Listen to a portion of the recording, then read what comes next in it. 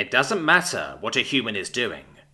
Rest assured, they'll look good while doing it. Ambassador Diggs, Chief Diplomat of the Galactic Union. Human first contact lives rent-free in the minds of all who witnessed it. When we touched down on Earth, we expected the nervous and informal scramble to communicate becoming of a young species. Humans, however, were different.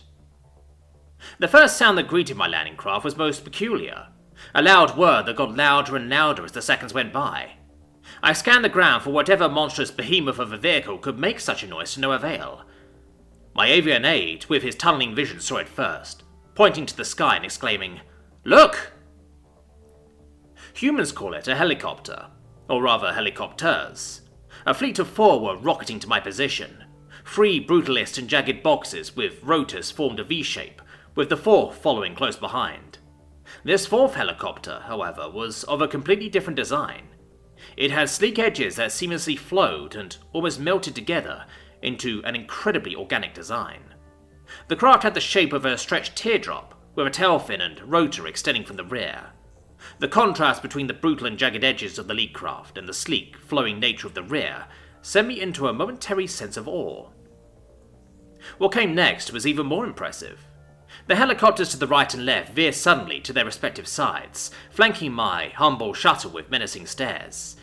The central beast rose with speed and nimbleness unbecoming of its shape and size, also bearing down on me with an immense intimidation factor. The sleek helicopter floated down from the sky, presenting its side to my fellow diplomats and I, with immeasurable grace and elegance. A panel on the helicopter's side descended to act as a ramp, and 3 humans soon spilled out from the craft's spacious interior. 2 large bipeds in black suits flanked a smaller human in a white suit as they emerged. The larger humans walked with purpose, their eyes hidden by black shades, but the intent shone through all the same. We protect the one in the middle. The central human walked in a much less rigid manner. Their white teeth beamed at us with a smile, and they walked with radiant confidence. The tables were turned entirely. Instead of the aliens gawking at our mere presence, we were gawking at the humans. The humans knew we were coming for weeks. To our great horror, it was later revealed that humanity's entire arsenal of orbital weapons had tugged at us since we passed Titan, the moon of a particularly stunning gas giant, but that's a story for another time.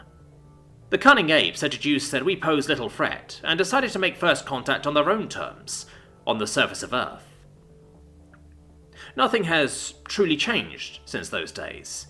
In every war, news report, conference, strategic meeting, company discussion, you name it, if a human showed up, you'd know. The human military was the best dressed, with the most intimidating ships, and the biggest budget of any new species ever seen. After only 50 years, they added the illustrious title of best equipped to that list as well. Their guns didn't just look cool, they performed well. From the death-filled system of Bentalguise to the box offices of Kamdashar, the human military made a name for itself. Human diplomats were more of the same, slick and effective. They showed up in the fanciest vehicles, held the best venues, talked big, and performed bigger. It is common knowledge that a good enough human diplomat can convince any nation to sell their soul. Luckily for us, these diplomats are well vetted, and have an upstanding moral foundation. In the rare cases where humanity decides to expand aggressively, their usually upstanding morals could be twisted into a two-tongued menace, winning wars without a single shot. Don't even get me started on the proper politicians. They could and do stab people in the back constantly. Their posturing and foundations are so strong that all the blood ends up on their victims' hands. If a human in a position of power goes mad, I still shudder at the thought of the last time the galaxy was plagued by such an unhinged being of pure chaos. Even to this day, that madman still has some support, mostly due to how damn cool he and his military looked while doing it.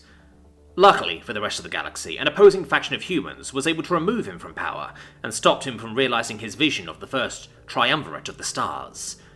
He was planning to rule the galaxy with 2 other individuals, which both happened to be robotic vessels controlled by, you guessed it, himself.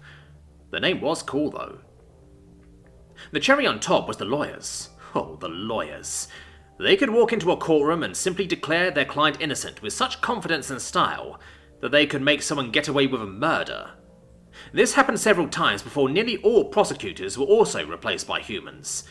In a court of law, the humans' unmeasurable levels of confidence and desire to win are amplified tenfold. Only the worst can't be saved by humans, but on occasion they are actually saved, and it takes a human to take them down when they inevitably end back up in court. Out of all the human sayings I've ever heard, I like this one the most. We might be terrible at it, but at least we look good doing it.